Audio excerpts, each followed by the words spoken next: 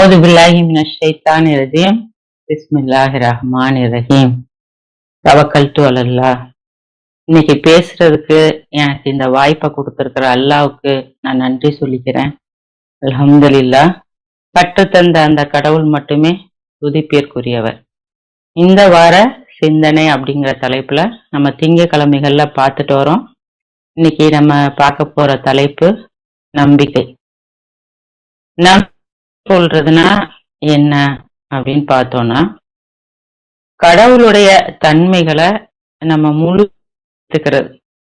அவர் தான் நம்மளை படைச்சு பரிபாலித்து நம்மளுக்கு உணவு கொடுத்து அனைத்தையும் திட்டமிட்டு நமக்கான நம்ம அனைவருக்கும் இந்த பிரபஞ்சத்தில் உள்ள ஒவ்வொன்றிற்குமான பூர்த்தி செய்யக்கூடிய அந்த ஒருவர், the one and only God. யாரையும் சாராம சுயமா ஜீவித்து இருக்கக்கூடிய ரட்சகர். அவர்தான் இந்த பிரபஞ்சத்தின் ரட்சகரா இருக்காரு. அவர்தான் ஓர் கடவுள். அவர் மேல நம்பிக்கை கொள்றதுதான் நம்பிக்கை கொள்றது. நம்ம இதுவரைக்கும் நம்ம கொண்ட நம்பிக்கைகள் எப்படி இருந்துச்சு அப்படின்னு பார்த்தோம் அப்படின்னா, இப்ப நான் எப்படிப்பட்ட நம்பிக்கையை நான் வச்சிருந்தேன் அப்படின்னா, கடவுளுக்கு போட்டியா இணை தெய்வங்களை அமைச்சுக்கிறது அப்படின்னு அல்லாஹ் சொல்றாங்க. 2:165 அல்லாஹ் சொல்றாங்க. அந்த மாதிரி நான் அல்லாஹ் கூட முகம்மதை சேர்த்து சொல்லிட்டு இருந்தேன். லா இலாஹ இல்லல்லாஹ் முகமது ரசூல்லா அப்படின்னு சேர்த்து சொல்லிட்டு இருந்தேன். இந்த மாதிரி மக்கள் பல விதமா பல பேரை இணையா வச்சுட்டு இருக்காங்க. உதாரணத்துக்கு ஜீசஸ, மேரிய, அலிய, இல்ல இந்த சாய்பாபா, இந்த மாதிரி மகான்களை, இல்ல தர்கால போய் வழிபாடு செய்யறாங்க இல்லையா, அவங்க நம்மளை காப்பாத்துவாங்க, அவங்க துவா பண்ணா நம்மளுக்கு தருவாங்க. இந்த மாதிரி பல பேரை ஷிர்க் வைக்கிறது தான் இணை தெய்வ வழிபாடு பண்றது. இன்னும் சில பேர் எப்படி இருக்காங்கன்னா, இப்ப இந்துக்கள் எப்படி இருக்காங்க அப்படின்னா, அவங்க பரம்பொருள்னு சொல்றாங்க. ஆனா அது யாரு அப்படின்னு கேட்டா அது சிவன் அப்படிங்கிறாங்க. அப்ப சிவன் மட்டும்தான் அவங்க கடவுளானா இல்ல, அவருக்கு ஒய்ஃப் இருக்கு, அவங்க பேர் குழந்தைகள் இருக்கு, அப்படியெல்லாம் சொல்றாங்க. அல்லாஹ் அதை பத்தி 25:2 சொல்றாங்க. அவுது பில்லாஹி மினஷ் ஷைத்தானிர் ரஜீம். பிஸ்மில்லாஹிர் ரஹ்மானிர் ரஹீம். வானங்கள் மற்றும் பூமியின் ஆட்சி அதிகாரம் அனைத்திற்கும் உரிய ஒருவர். ஒருபோதும் அவர் ஒரு மகனை கொண்டிருக்கவில்லை. அன்றியும் ஆட்சி அதிகாரத்தில் எந்த பங்குதாரர்களும் அவருக்கு இல்லை. அவர் ஒவ்வொன்றையும் மிகச் சரியான அளவில் படைத்தார். ஒவ்வொன்றையும் அவர் மிக துல்லியமாக வடிவமைத்தார். அவருக்கு பார்ட்னர்ஸும் கிடையாது, பிள்ளையும் கிடையாது. அந்த ஒரு ரட்சகர் மட்டுமே நம்முடைய கடவுள் அப்படின்னு ஏத்துக்கிறது தான் நம்பிக்கை கொள்றது அப்படின்னு அல்லாஹ் நம்மளுக்கு சொல்லித்தராங்க. நம்ம மேலான கூட்டத்தாருடைய அந்த தர்க்கத்துல நின்றப்ப முழு மனசோட கடவுளை சார்ந்து போய் நம்ம பதில் அளிக்காததுனாலதான் இங்க வந்திருக்கோம். இங்க வரும்போதும் அல்லாஹ் நம்மள சும்மா அனுப்பல. அல்லாஹ் 7:172 சொல்றாங்க, கடவுளை பற்றிய இயல்பான அறிவோட தான் நம்ம பிறக்கிறோம் அப்படின்னு சொல்றாங்க. ஆதமுடைய வழி வந்தவர்கள் அனைத்தையும் ரட்சகர் ஒன்று திரட்டி அவர்களுக்கு அவர்களையே வைத்ததை நினைவு கூர்வீராக. நான் தான் உங்களுடைய இரட்சகர் அல்லவா? அவர்கள் அனைவரும் கூறினர், ஆம், நாங்கள் சாட்சி பகர்கின்றோம். ஆகவே உயிர்ப்பித்து எழுப்பப்படுகின்ற நாள் அன்று இது குறித்து நாங்கள் அறியாதவர்கள் இருந்தோம் என்று நீங்கள் கூற இயலாது. நம்ம எல்லாத்தையும் ஒன்னா கூப்பிட்டு வச்சு இந்த ஒரு அல்லாஹ்வை மட்டும்தான் வணங்கணும்னு சொல்லி நம்ம சாட்சி சொல்லிட்டு தான் இங்க வந்திருக்கோம். அந்த இன்ஸ்டிங்க்ட் நம்ம எல்லாருக்குமே இருக்கு. சோ செய்தி வரலன்னு யாருமே சொல்ல முடியாது அப்படிங்கறதையும் அல்லாஹ் நம்மளுக்கு சொல்லி தராங்க. 3:73 அல்லாஹ் சொல்றாங்க, கடவுளுடைய வழிகாட்டுதல் தான் நம்ம அந்த இன்ஸ்டிங்க்டோட கீழே வந்ததுக்கு அப்புறம் அல்லாஹ் நம்மளுக்கு வழிகாட்டுதலை தராங்க. அந்த கடவுளுடைய வழிகாட்டுதல் தான் மெய்யான வழிகாட்டுதல் அப்படின்னு சொல்றாங்க. வேதத்துல இருந்து நம்மளுக்கு தூதர்களை அனுப்பி சான்றுகளை, அத்தாட்சிகளை, உள்ளுணர்வு மூலியமா அனைத்து விஷயங்களையும் நம்மளுக்கு அல்லாஹ் வழிகாட்டுதலா தொடர்ந்து நம்மளுக்கு கொடுத்துக்கிட்டே இருக்காங்க. நம்ம செய்ய வேண்டியதெல்லாம் என்ன அப்படின்னு பார்த்தோம்னா, நம்மளுடைய நம்பிக்கைய நம்ம பரிசீலித்து பார்த்து நம்ம சீர்திருத்தி கொள்றதுக்கு அல்லாஹ் இறுதியா நம்மளுக்கு ஒரு வாய்ப்பை கொடுத்திருக்காரு. இதுதான் ரைட் டைம். நம்ம கரெக்டான சரியான நம்பிக்கையோட இருக்கோமா அப்படின்னு நம்மள சரி பார்த்துக்கிறது.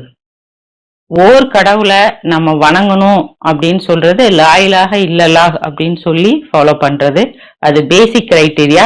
அதுக்கப்புறம் நிறைய விஷயங்களை அல்லாஹ் நம்பிக்கை கொள்றதுனா என்ன அப்படிங்கறத பத்தி நம்மளுக்கு குர்ஆன்ல சொல்லி தராங்க.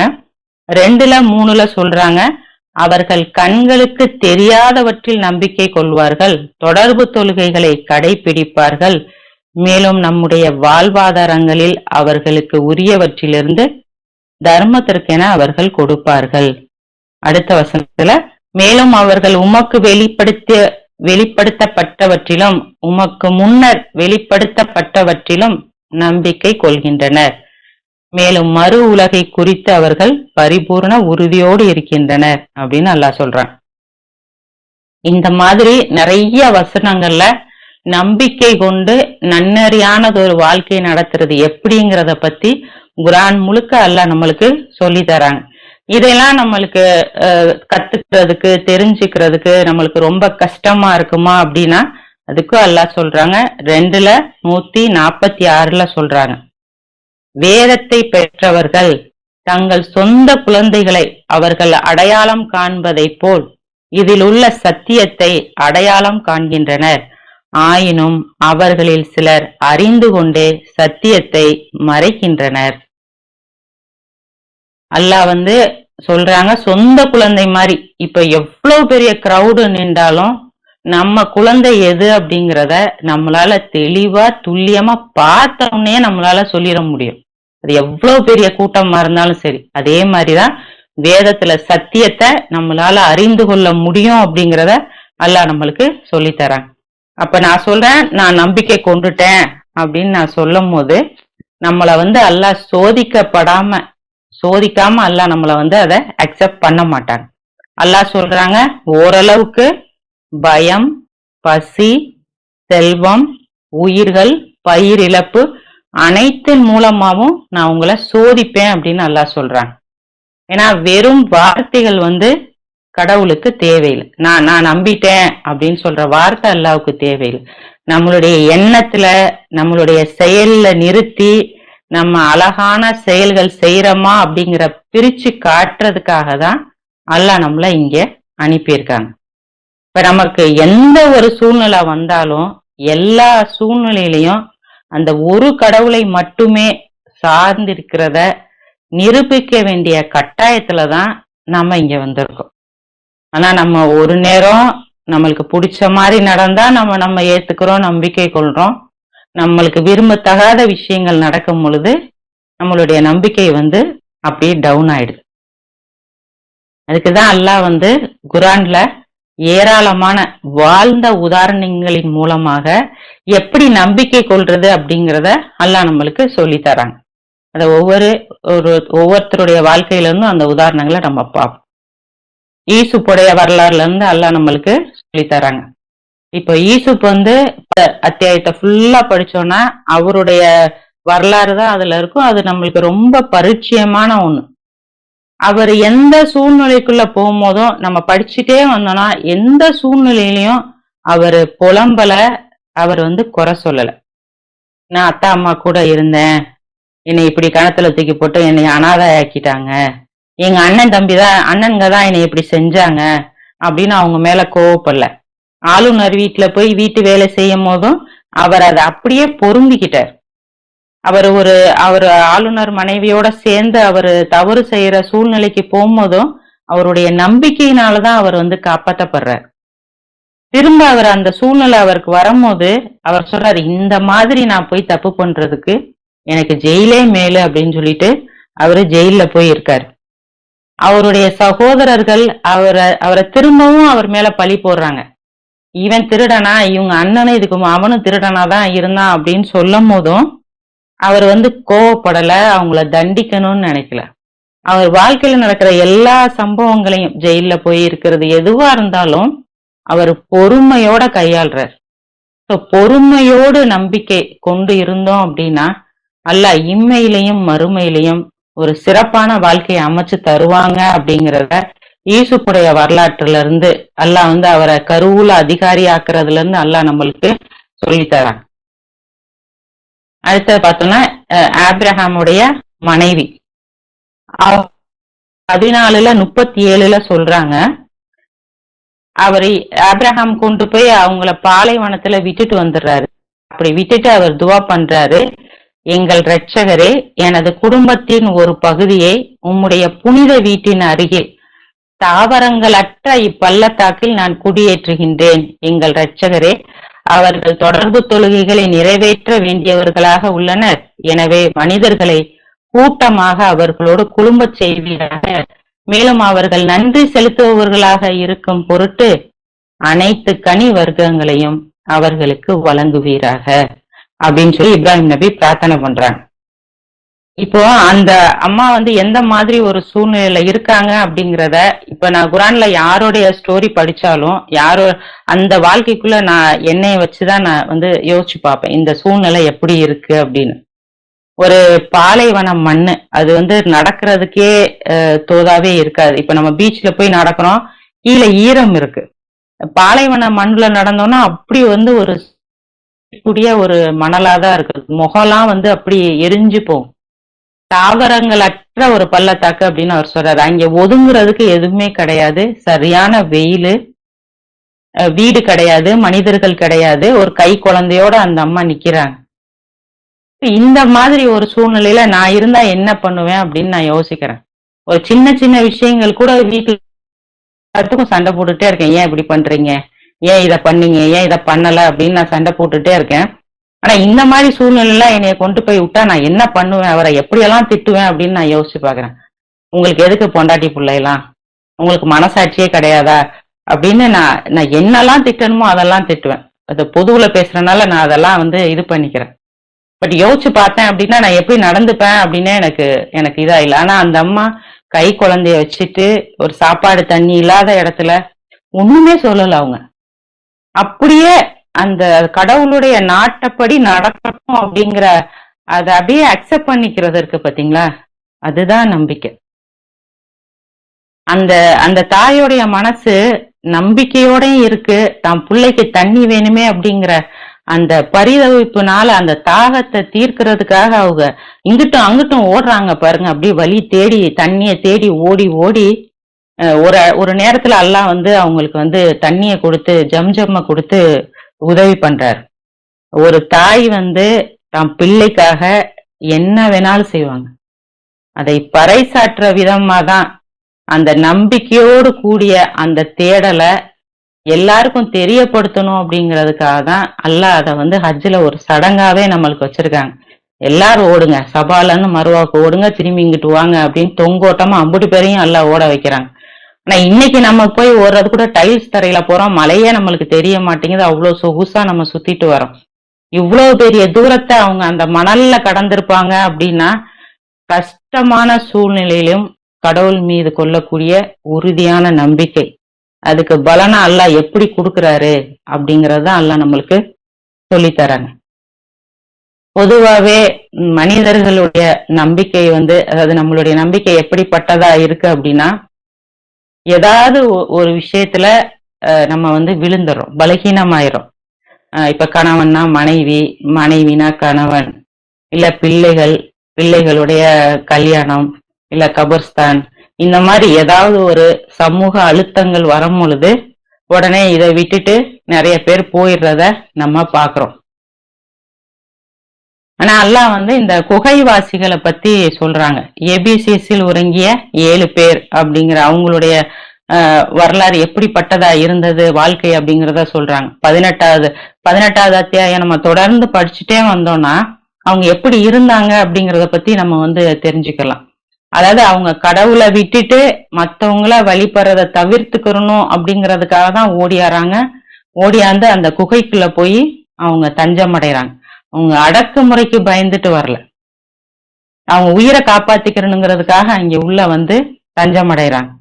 அப்படி அடைஞ்சவங்களுடைய நம்பிக்கை அவங்க கையில எதுவுமே இல்லை. அவங்க வந்து அந்த குகைக்குள்ள போய் தஞ்சம் அடைகிறாங்க. அவங்களுடைய நம்பிக்கை எப்படிப்பட்டதா இருந்ததுங்கிறத அல்லாஹ் பண்ற ரிப்ளையின் மூலமா தான் நம்ம புரிஞ்சுக்கிறோம். 309 வருஷங்கள் தூங்குறாங்க. அவங்களுக்கு சத்தம் கேட்கக்கூடாதுன்னு அல்லாஹ் அவங்களுக்கு காதுல முத்திரையிடுறாங்க. சூரிய ஒளி வர்ற மாதிரி வைக்கிறாங்க. அவங்களுடைய கண்களை திறந்து வைக்கிறாங்க. அவங்கள அப்பப்ப வந்து புரட்டி போடுறாங்க. நாய அவங்களுக்கு பாதுகாவலுக்கு வைக்கிறாங்க. 309 வருஷம் கழிச்சு அவங்கள அப்படியே எழுப்புறாங்க, எந்த ஒரு இதுவுமே இல்லாம. இது வந்து ஒரு சாதாரண விஷயம் இல்ல. அது எப்படிப்பட்ட ஒரு விஷயமா கடவுள் அவங்களுக்கு பண்றாருன்னா, அவங்க வச்சிருந்த நம்பிக்கை எப்படிப்பட்டதா இருக்கும். நம்மலாம் ஏதாவது ஒண்ணுனா ஒரு கணவனோ மனைவியோ பிள்ளைங்களுக்கான ஏதாவது ஒரு விஷயம் சமூக அழுத்தம்னு வரும்போது அதுல வந்து நம்ம வந்து அப்படியே சிக்கிக்கிறோம். ஆனா எல்லாத்தையும் ஒதுக்கி வச்சுட்டு என்ன ஆனாலும் பரவாயில்ல, சமூகத்தை எதிர்த்து கடவுளுக்காக நாங்க உறுதியா நிப்போம்னு நிக்கும் போது அப்படிப்பட்ட நம்பிக்கையாளர்களுக்காக கடவுள் என்னெல்லாம் பண்றாரு அப்படிங்கிறத நம்ம பார்க்கும் பொழுது நம்மளும் சமூக அழுத்தத்திற்கு உட்பற்றாம இப்படிதான் இருக்கணும். அப்படி நம்ம இருந்தோம்னா அல்லாஹ் நம்மளுக்காக இதெல்லாம் பண்ணுவாரு அப்படிங்கறத அல்லாஹ் நம்மளுக்கு சொல்லித்தரான். கஷ்டம் வரும்போது, நோய் துன்பம் வரும்போது எப்படி நம்பிக்கையோட நம்ம இருக்கணும் அப்படிங்கிறத ஜோபுடைய வரலாற்றுல இருந்து அல்லாஹ் நம்மளுக்கு சொல்லித்தரான். குடும்பமே அவரை விட்டுட்டு போயிடுறாங்க. இப்போ நம்மளுக்கு கை உடையுது, கால் உடையுது, இப்போ உடம்பு சரியில்லை அப்படின்னாலாம் குடும்பம் விட்டுட்டு போக மாட்டாங்க. இப்ப அப்பெல்லாம் வந்து இந்த தொழுநோய், குஷ்ட நோய், இந்த மாதிரி ஏதாவது அதெல்லாம் அப்பெல்லாம் பெரிய நோயா பார்க்கப்பட்ட ஒண்ணு. அப்படி நான் வரலாறுல படிச்சிருக்கேன்.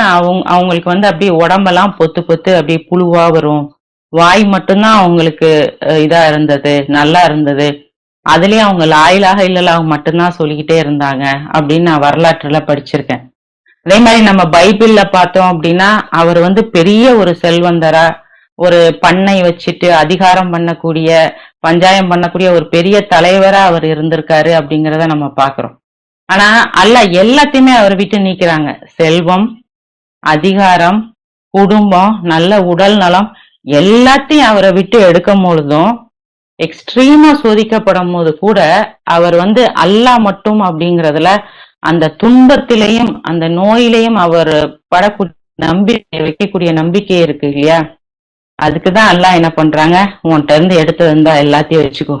ஏன்னா அவர் தன்னுடைய நம்பிக்கையை நிரூபிச்சு காட்டிட்டாரு. அவ்வளத்தையும் எடுத்தும் அல்லாஹ் மேல மட்டும்தான் நம்பிக்கையோட இருந்தார். சோ நம்ம நோய்வாய்ப்பட்டாலும் நம்ம கடவுள் சரி பண்ணிடுவாரு அப்படின்னு நம்பிக்கையோட நம்ம இருந்தோம் அப்படின்னா எல்லாத்தையும் கடவுள் நம்மளுக்கு பழைய மாதிரி மீட்டு தருவாரு அப்படிங்கிறத அல்லாஹ் நம்மளுக்கு ஜோபுடைய வரலாற்றுல இருந்து சொல்லித்தராங்க. அதிக செல்வ வளம் கொடுக்கப்பட்டவர் நம்ம எல்லாருக்குமே தெரியும், சுலைமான் நபி. அவர்கிட்ட இல்லாத வளமே இல்லை. இவ்வளவு வளம் கொடுக்கப்பட்டு அவர் ஆசீர்வதிக்கப்பட்டிருக்கார். காற்ற வந்து 1 மைல் தூரம் இந்த பக்கம் அவர் நினைச்ச மாதிரியெல்லாம் அவர் வந்து வீச வைக்கலாங்கிற மாதிரி அவருக்கு வந்து அல்லாஹ் அந்த கட்டுப்பாட அவர்கிட்ட கொடுத்திருக்காரு. எண்ணெய் வளத்தை கொடுத்திருக்காரு. இன்னைக்கு நம்ம குவைத் மாதிரி நாடுகள்லாம் பாக்குறோம், அங்கேதான் வந்து மணி வேல்யூ ஜாஸ்தியா இருக்கு. ஏன்னா அங்க எண்ணெய் வளங்கள் இருக்கு. எண்ணெய் வளம் வந்து எவ்வளவு பெரிய ஒரு பொருட்செல்வமா இருக்கு அப்படிங்கிறத நம்ம பாக்குறோம். ஜின்கள் வந்து அவருக்காக வேலை செய்யுது. அப்படியே கண்ணை மூடி முழிக்கக்குள்ள ஒரு அஃப்ரீத் சொல்லுது, நான் அப்படியே மாளிகையை தூக்கிட்டு வந்து வைக்கிறேன் அப்படின்னு சொல்லி. மலைகள் அவருக்காக பணி செய்யுது. எறும்புகளும் பறவைகளும் அவருக்காக பணி செய்யுது. அவர் பேசுறது, அதுங்க பேசுறதெல்லாம் அவருக்கு வந்து கேக்குது. அப்படிப்பட்ட ஒரு செல்வம் வளம் கொண்டு அவர் வந்து அல்லாஹ்வால ஆசீர்வதிக்கப்பட்டிருக்காரு. நம்மெல்லாம் இந்த மாதிரி செல்வம் இருந்துச்சு அப்படின்னா தலைகீழா நிப்போம். நம்ம என்ன பண்றோம்னு தெரியாது, யாரையும் மதிக்க மாட்டோம், எதையும் கண்டுக்கிற மாட்டோம் நம்ம. ஆனா அவர் ஒரு குதிரைய பார்த்ததோட அது அழகுல மயங்கிட்டேன் அப்படின்னு சொல்லிட்டு அவர் சொல்றாரு, என்னுடைய ரட்சகரை மறக்க வைக்கிற எதுவுமே எனக்கு தேவையில, கிளம்பு கூட்டிட்டு போயிரு அப்படின்னு சொல்லிட்டு அதை அனுப்பி விட்டுறாரு. எவ்வளவு வந்து செல்வம் கொடுக்கப்பட்டாலும் வரம்பு மீறாத ஒரு நம்பிக்கை, என் ரட்சகர் தான் முதல்ல, மத்ததெல்லாம் அதுக்கு அப்புறம் தான் அப்படின்னு தள்ளி விட்டுறாரு இல்லையா. செல்வத்திலையும் எப்படி உறுதியா நம்பிக்கை கொள்றது அப்படிங்கிறத அல்லாஹ் நம்மளுக்கு சுலைமானுடைய வரலாற்றுல இருந்து சொல்லி தராங்க. தனிமையில் நம்பிக்கை கொள்றது அப்படிங்கறத மரியமுடைய வரலாற்றுல இருந்து சொல்லி தராங்க. மரியம்மை பத்தி 19வது அத்தியாயத்துல அல்லாஹ் வச்சு சொல்றாங்க. ஒரு கணித கட்டமைப்பையே அல்லாஹ் வந்து 19 அப்படிங்கறதுலதான் வச்சிருக்காங்க. அவங்களுடைய பேரே அந்த அத்தியாயத்துக்கு அல்லாஹ் வச்சிருக்காங்க. ஏன்னா அவ்வளவு இழிவுகளையும் அவமானங்களையும் சந்திச்சு அதுல தளராத ஒரு உறுதி, அவ்வளவு பலமான ஒரு நம்பிக்கை. அதாவது அவங்க கற்புடையவங்களா இருந்தும் இந்த மக்களுக்கு வந்து புரியாததுனால அவங்க எப்படியெல்லாம் அவங்க பேசுறாங்க, எவ்வளவு அவமானப்படுத்துறாங்க, எவ்வளவு இழிவுபடுத்துறாங்க. ஆனாலும் அவங்க அதை எல்லாத்தையும் தாங்கிக்கிறாங்க. ஒரு குழந்தைய பெற்றெடுக்கிறதுக்கு அவங்க தனியா போய் நிக்கிறாங்க. என் பொண்ணு டெலிவரி டைம்ல நான் போய் கூட நிக்கிறேன். அவளுக்கு நான் சொல்லிட்டே இருக்கேன், இது இன்னைக்கு ஒரு நாளைக்கு தான், இந்த கஷ்டம் எல்லாம் உனக்கு இன்னைக்கு ஒரு நாளைக்கு தான், சரியாயிரும், நீ இதை பண்ணு அதை பண்ணு அப்படின்னு சொல்லி அவ நார்மலா அதை பெத்து எடுக்கிற வரைக்கும் எனக்கு அவ்வளோ இதா இருந்தது. நான் அவ கூடயே இருந்தேன். அப்ப நான் நினைச்சு பாக்குறேன், அவங்க எப்படி வந்து தனியா இருந்து அந்த வலிய வேதனைய அவங்க தாங்கி வந்திருப்பாங்க. அவங்க தனியா இல்ல, என்னுடைய ரட்சகர் என் கூட இருக்காருங்கிற அந்த நம்பிக்கை தான் அவங்கள அந்த இடத்துல தனியா இருக்க வச்சிருக்கு. அந்த தளராத உறுதியான அந்த நம்பிக்கைக்காக தான் அல்லாஹ் உடனே அவங்களுக்கு வந்து ரிப்ளை பண்றாரு. அந்த பச்சிலம் குழந்தை, அந்த குழந்தை பேசினா எப்படி இருக்கும் அப்படின்னு யோசிச்சு பார்த்தா, அப்படி கையும் காலையும் அந்த குட்டி கையும் காலையும் ஆட்டிக்கிட்டு அது சொல்லுது, அந்த குழந்தை சொல்லுது, துக்கப்படாதீங்க, அல்லாஹ் உங்களுக்கு ஒரு ஓடைய கொடுத்திருக்காரு அப்படின்னு சொல்லி. அந்த குழந்தை பேசினா எப்படி இருக்கும்? இப்ப தனிமையிலையும் நம்மள்ட்ட இருந்து எல்லாம் போனாலும், நம்ம தனியா இருந்தாலும் நம்ம கூட அல்லாஹ் இருக்காருங்கிற அந்த தளராத நம்பிக்கையோட இருந்தோம் அப்படின்னா அங்க என்ன இருக்கோ அதை வச்சு அல்லாஹ் நம்மள பலப்படுத்தக்கூடியவரா இருப்பாரு அப்படிங்கிறத அல்லாஹ் நம்மளுக்கு மரியமுடைய வரலாற்றுல இருந்து சொல்லி தராங்க. பிரார்த்தனையில நம்பிக்கையோட எப்படி இருக்கிறது அப்படிங்கிறத ஜக்கரியாவுடைய வரலாற்றுல இருந்து சொல்லி தராங்க. அவர் மரியம்மா ஒவ்வொரு தடவையும் போய் பாக்குறாரு. அதாவது நார்மலா குழந்தை இல்லாதவங்களுக்கு எந்த குழந்தைய பார்த்தாலுமே ஆசையா இருக்கும். இவங்க மரியம் வந்து எதை எடுத்தாலும் அல்லாவே சொல்றாங்க, இந்த சாப்பாடு யாரு கொடுத்தானோ எனக்கு அல்லாஹ் கொடுத்தாரு. அப்ப அந்த மாதிரி குழந்தைய பாக்குறப்ப அவருக்கு எப்படி இருக்கும், இந்த மாதிரி எனக்கு ஒரு குழந்தைய கொடுங்க அப்படின்னு கேக்குறாரு. அவர் எப்படி கேக்குறாரு அப்படின்னா விரக்தி அடையாம தொடர்ந்து கேக்குறாரு. அவருக்கும் நரைமுறை வந்து அவருக்கும் வயசாயிடுச்சு. அவருடைய மனைவிய வந்து மலட்டு கிழவி அப்படின்னு சொல்லி மென்ஷன் பண்றாங்க. இப்ப நான்லாம் என்ன பண்றேன், ஒரு பிரார்த்தனை பண்றேன், கொஞ்ச நாளைக்கு பண்றேன், அதோட விட்டுறேன், அப்புறம் பண்றேன், அப்புறம் அப்படியும் நான் சம்டைம்ஸ் மறந்தே போயிடுறேன், அது அதுக்கப்புறம் நான் கேட்கறதே இல்லை. அவங்க வந்து தொடர்ச்சியா விடாம அல்லாட்ட வந்து இறைஞ்சி பிரார்த்தனை பண்ணிக்கிட்டே இருக்காங்க. அந்த நம்பிக்கையை அப்ரிஷியேட் பண்ணி தான் அல்லாஹ் வந்து அவங்களுக்கு வந்து குழந்தைய கொடுக்கும்போது அல்லாஹ் சொல்றாரு, ஒருபோதும் இந்த மாதிரி பெயர் கொண்டவரை நான் படைக்கல அப்படின்னு சொல்லிட்டு எஹியா அப்படிங்கிற குழந்தைய வந்து அவங்களுக்கு கொடுக்குறாங்க. கொடுக்கும்போதே அல்லாஹ் சொல்றாங்க, இவரை ஒரு நபியா தூதரா நான் தேர்ந்தெடுத்திருக்கேன் அப்படின்னு சொல்லி கொடுக்கறது வந்து அந்த அவங்களுடைய அந்த நம்பிக்கைக்கு கடவுள் கொடுக்கக்கூடிய பரிசாதான் நம்ம வந்து அதை பாக்குறோம். இந்த மாதிரி ஒவ்வொருத்தருடைய வரலாற்றுல இருந்தும் அல்லாஹ் வந்து நம்மளுக்கு ஒவ்வொரு விதமான நம்பிக்கைகளை பத்தி அல்லாஹ் நம்மளுக்கு சொல்லிக்கிட்டே வராங்க. அதே மாதிரி சோதிக்கப்படும் பொழுது நம்ம வந்து சரியான நம்பிக்கையில இல்லைன்னா என்ன ஆகுங்கிறதையும் அல்லாஹ் நம்மளுக்கு இன்னொருத்தவங்க வரலாற்றுல இருந்து அல்லாஹ் நம்மளுக்கு சொல்லி தராங்க. இப்ப டேவிட்டும் ஹோலியாத்து படையில அந்த சவுல் அவர் படைய வழி நடத்திட்டு போகும்போது இந்த தண்ணீரை வந்து நீங்க குடிக்காதீங்க, கொஞ்சம் கூட குடிக்காதீங்க அப்படின்னு சொல்லும் போது அந்த சோதனையில அவங்க வந்து மீறிடுறாங்க. அவங்க அந்த நம்பிக்கையை வந்து அங்க காட்டல, அத முழுசா அதை வைக்காததுனால அவங்க வந்து அங்க வலுவிழந்து போயிடுறாங்க. நாங்க வலிமையை இப்ப இழந்துட்டோம் அப்படின்னு சொல்றாங்க இல்லையா? அந்த மாதிரி நம்ம வந்து சோதிக்கப்படும் பொழுது நம்ம நம்பிக்கையா இல்லை அப்படின்னா நம்ம வலிமையை இழந்து போயிருவோம் அப்படிங்கறத அல்லாஹ் சொல்றாங்க. இதே மாதிரிதான் மூசாவுடைய வரலாற்றுலயும் அல்லாஹ் நம்மளுக்கு சொல்லி கொடுக்குறாங்க. இக்கட்டான சூழ்நிலையிலையும் நம்ம எப்படி நம்பிக்கையோட இருக்கிறது அப்படிங்கறத. பிறவனுடைய படைகள் துரத்திக்கிட்டு வருது, அவர்கிட்ட பெரிய கேடயங்கள் இல்ல, அவர்கிட்ட பெரிய படை பலம் இல்ல, அவர் குடும்பத்துக்குன்னு அவர் பெருசா எதுவும் சேர்த்து வைக்கல. ஆனா அல்லாஹ்வுடைய பாதையில அவர் சொன்னதுக்காக மட்டும்தான் அவர் திரட்டப்படுறாரு. முன்னாடி கடல் நிக்கி இருக்கு, பின்னாடி பிறவனுடைய படை நிக்குது. அந்த இடத்துலயும் அவர் சொல்றாரு, வாய்ப்பே இல்லை, என்னுடைய ரட்சகர் என் கூட இருக்காரு அப்படின்னு. அவருடைய நம்பிக்கை எப்படிப்பட்டது அப்படிங்கறத அல்லாஹ் நம்மளுக்கு உணர்த்துறாங்க. கடல் அவருக்காக பிளக்குறாங்க அப்படிங்கறத நம்ம பாக்குறோம். இந்த மாதிரி ஒவ்வொருத்தருக்கும் அப்பமே அல்லாஹ் அந்த அந்த நம்பிக்கை உறுதியோட இருக்கும் போதே அல்லாஹ் ரிப்ளை பண்றாரு அப்படிங்கறத நம்ம பாக்குறோம். எப்போ எப்ப படிச்சாலும் நான் வியந்து போற ஒரு மனிதர், இப்படியெல்லாம் இருக்க முடியுமா அப்படின்னு நினைக்கிற ஒரு மனிதர் இப்ராஹிம் நபி.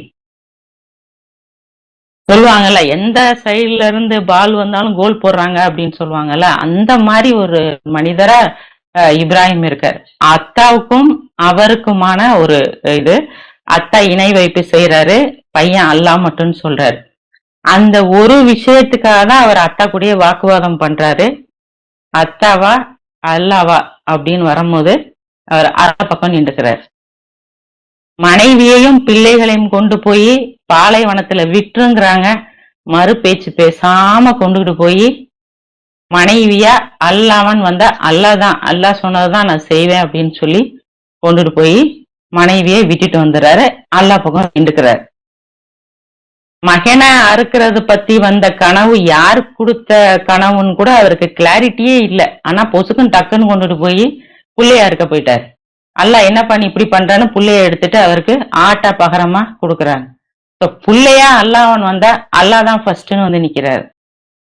அவர் இளைஞரா இருக்கும் போதே அவருடைய சமுதாயத்திற்கும் அவருக்கும் அவ்வளவு பெரிய ஒரு பிரச்சனை நடக்குது.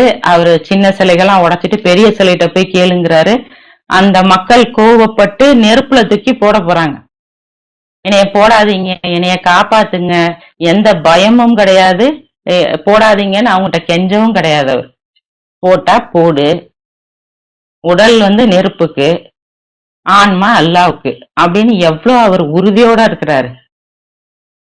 அல்லாஹ் சொல்றாங்க, நான் நெருப்ப அவருக்காக குளிர வச்சேன், அவருக்கு பாதுகாப்பானதா ஆக்கி கொடுத்தேன் அப்படின்னு சொல்றாங்க. கூப்பிட்டு அல்லாஹ் பக்கத்துல வச்சுக்காங்க, நீ தாப்பா என் ஃப்ரெண்டு, எல்லா நேரமும் என்னை மட்டுமே நீ சார்ந்து இருக்க அப்படின்னு சொல்லி அல்லாஹ் கூப்பிட்டு அவரை பக்கத்துல வச்சுக்கிட்டாங்க. அவர்கிட்ட கேட்கிறாங்க, என்னை எப்படியெல்லாம் வணங்க சொல்லலாம் அப்படின்னு. அவர் சொல்றாங்க, தொழு வைக்கலாம், நோன்பு வைக்கலாம், இதெல்லாம் செய்யலாம் அப்படின்னு. அல்லாஹ் இதெல்லாம் என்னைய ஃபாலோ பண்ணுங்க, இது என்னுடைய மார்க்கம்னு அல்லாஹ் சொல்லல, இது இப்ராஹிமுடைய மார்க்கம்னு சொல்லி அல்லாஹ் இப்ராஹிம் நபியை கண்ணியப்படுத்துறாங்க. கடவுளுடைய வழிமுறைகள் நம்ம தொடர்ந்து குரான்ல பார்த்தோம் அப்படின்னா, நம்ம உறுதியோட நம்பிக்கையோட இருந்தோம் அப்படின்னா, எல்லா சூழ்நிலைகள்ல இருந்தும் அல்லாஹ் நம்மளை வெளிவர வைக்கிறாரு அப்படிங்கிறத நம்ம பாக்குறோம்.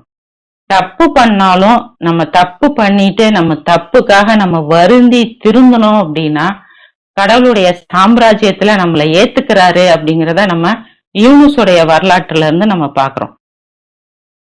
இப்படி எல்லா சூழ்நிலைகள்லயும் நம்ம கடவுள் மேல மட்டுமே நம்பிக்கையோட இருந்தோம்னா கடவுள் காப்பாத்துறாரு அப்படிங்கிற எல்லாருடைய வாழ்க்கையில இருந்தும் நம்மளுக்கு சொல்லித்தராரு. அவர் சொல்றாரு, நான் நம்பிக்கையாளர்களுடைய ரட்சகர் அப்படின்னு சொல்றாரு. உங்கள் உரிமையுள்ள ரட்சகர் நானு, உங்க மேல நான் கருணையுள்ள ரட்சகர் அப்படிங்கறத எல்லாம் நம்மளுக்கு சொல்றாங்க. ஒரு 4 பறவையுடைய பீஸ் எடுத்து இப்ராஹிம வைக்க சொல்றாங்க. அந்த 4 பறவையுடைய பீஸுக்கும் உயிர் இல்லை. ஆனா அது 4ம் பறந்து வருது, உயிரோட பறந்து ஒண்ணு சேர்ந்து ஒரு உயிருள்ள பறவையா பறந்து போகுது. உயிரற்ற பீஸுகளை உயிரோட பறந்து வர வச்சு ஒரு உயிருள்ள பறவையை உண்டாக்க சக்தி பெற்றவர் நம்மளுடைய கடவுள். அவர் நினைச்சாருன்னா 309 வருஷங்கள் அவர் தூங்க வைப்பாரு, அதுக்கப்புறம் அவரு எழுப்பியும் விடுவார். அவர் நினைச்சா தண்ணீரை ஆறையும் ஓட வைப்பாரு, ரத்தத்தையும் ஓட வைப்பார். கயிறை பாம்பாக்குவாரு, பாம்பை கயிறாக்குவார். அவர் நினைச்சாருன்னா ஒரு பெரிய யானைய ஒரு சின்ன பறவையின் ஒரு கடின கல்லை கொண்டு அவர் அழிச்சிருவார். நம்மளுடைய கடவுள் ஆக்கவும் செய்வார், அழிக்கவும் செய்வார். நம்ம நம்பிக்கையோட இருந்தோம்னா நம்மளை அவர் பாதுகாப்பார், காப்பாத்துவார், நம்மளுக்கு ஆதரவளிப்பார், நம்மளுக்கு உதவி செய்வார், நம்மளுக்கு அருள் புரிவார் அப்படின்னு சொல்லி முழுமையான சரணடைதலோட அந்த ஒரு கடவுளை மட்டும்தான் நான் வணங்குவேன் அப்படின்னு சொல்லி நம்ம சாட்சி சொல்லி அவரை மட்டுமே வணங்கி முழுமையா சரணடைஞ்சவங்களா அல்லாஹ் நம்மள மரணிக்க செய்வாராக. அல்ஹம்துலில்லாஹ், மாஷா அல்லாஹ், லா குவத்த இல்லா பில்லா. ஸலாமுன் அலைக்கும்.